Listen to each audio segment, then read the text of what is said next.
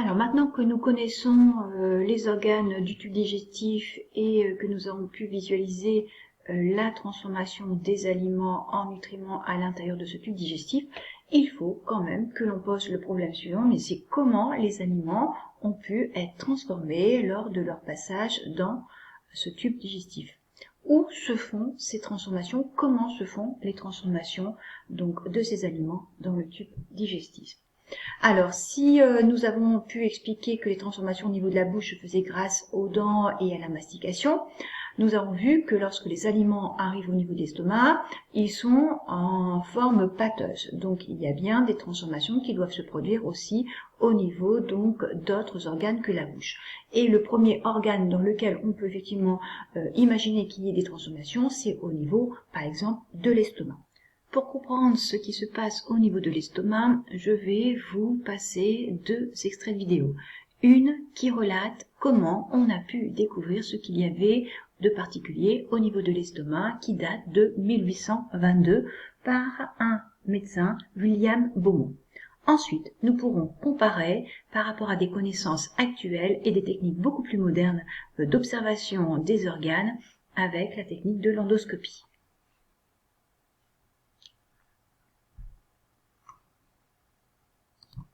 Il y a près de 170 ans, une stupide escarmouche a donné la clé du fonctionnement de l'estomac.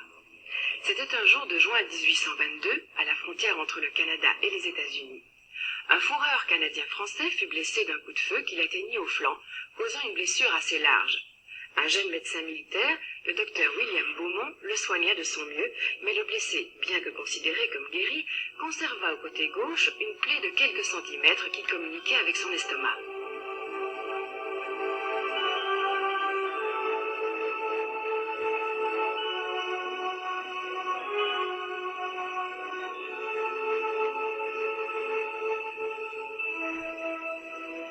Par sa curiosité scientifique, le docteur Beaumont utilisa cette ouverture pour observer le processus de la digestion, introduisant parfois des fragments de nourriture attachés à une ficelle et les retirant à moitié digérés.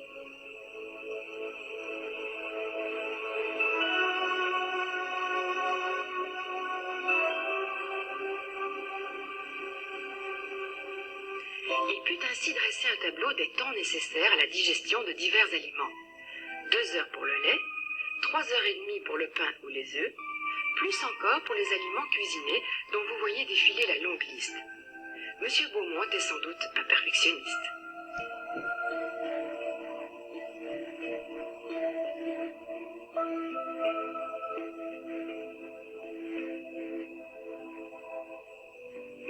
Ce que le docteur Beaumont avait également remarqué, c'est que l'estomac libérait un liquide en plus grande quantité lorsque des aliments y arrivaient. Ce liquide, c'est le suc gastrique.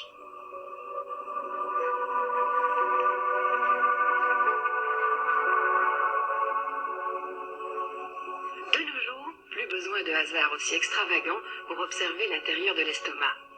L'endoscopie, introduite après l'avènement de la fibre optique, nous permet désormais de voir comme si on était à l'intérieur du tube digestif. On peut ainsi voir travailler notre estomac, suivre ses contractions, observer ses sécrétions.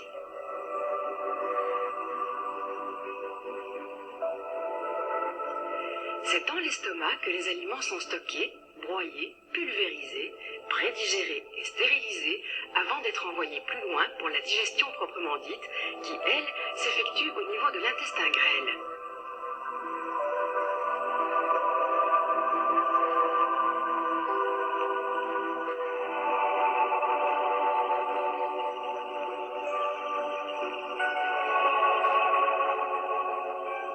Voici un bel exemple de ces ondes de contraction qui parcourent l'estomac pour en malaxer le contenu. Parfois aussi, ces ondes se produisent sur un estomac vide, et nous les ressentons très bien, c'est la faim.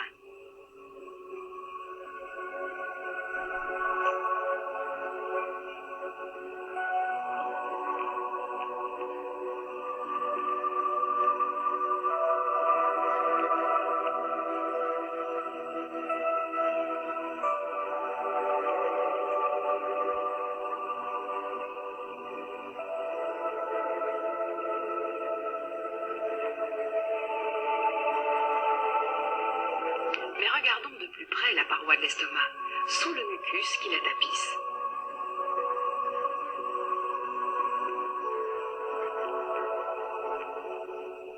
À fort grossissement, cette paroi se révèle faite d'un assemblage de tubules fins comme des cheveux.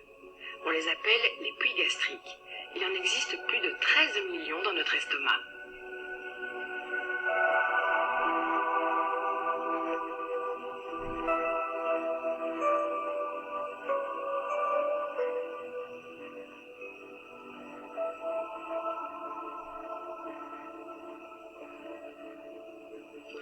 Au centre de chacun de ces puits, une ouverture. Au microscope électronique, on peut en détailler plus subtilement la structure qui ressemble effectivement à la margelle d'un puits. Chacune des pierres de cette margelle mesure moins d'un centième de millimètre.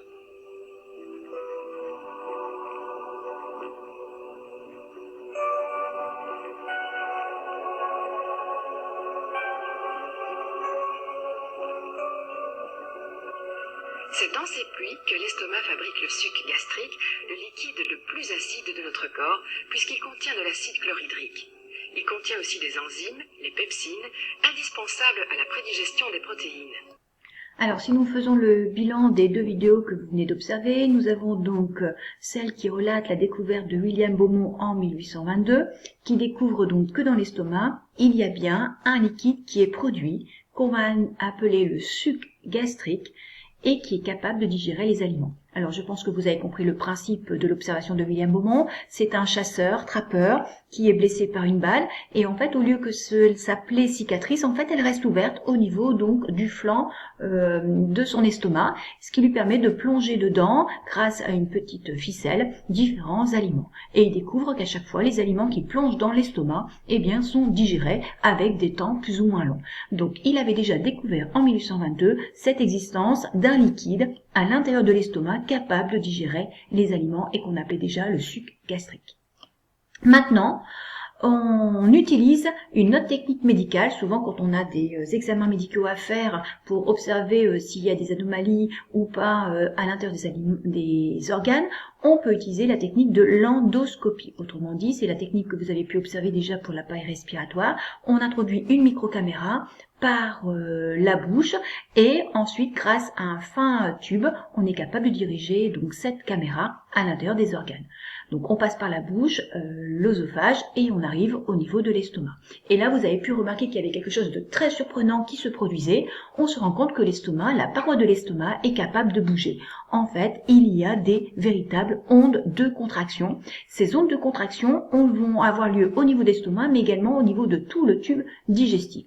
Et ça c'est très important puisque ça va permettre de continuer à malaxer, à mélanger les aliments avec entre autres ce suc gastrique. Dans ce cas-là, on peut considérer que c'est encore une transformation mécanique des aliments, puisqu'en fait, les aliments vont continuer à être broyés, malaxés. Mais on découvre aussi à la fin de cette vidéo, après une observation plus précise de la paroi de l'estomac, que la paroi de l'estomac est constituée de ce qu'on appelle de petits puits qui vont être capables de produire ce fameux suc gastrique. Et vous découvrez que dans ce suc gastrique, il y a à la fois de l'acide, mais également des substances qu'on va appeler des enzymes. Les enzymes que l'on découvre au niveau de la paroi de l'estomac portent un nom plus précis, c'est ce qu'on va appeler des pepsines. Donc, je reprends la découverte importante. Dans l'estomac, il y a des ondes de contraction qui malaxent les aliments, mais il y a également un liquide, le suc gastrique, à la fois acide et qui contient des enzymes, comme ici, dans le cas de l'estomac, la pepsine, qui vont participer à la digestion, à la transformation des aliments. Il faut donc que l'on explique à quoi servent ces enzymes, c'est-à-dire quel est le rôle de ces enzymes, puisqu'on imagine effectivement que les enzymes sont responsables de la transformation des aliments en nutriments.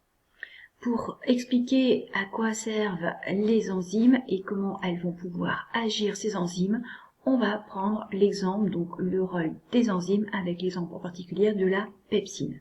Pour expliquer le rôle de la pepsine, on va la faire réagir avec donc un aliment en particulier, le blanc d'œuf. Donc pour comprendre cette action de cette enzyme sur le blanc d'œuf, vous allez devoir réaliser l'activité numéro 20 sur le site de la cuisinière. Je vous souhaite un bon courage et une très bonne semaine. À bientôt!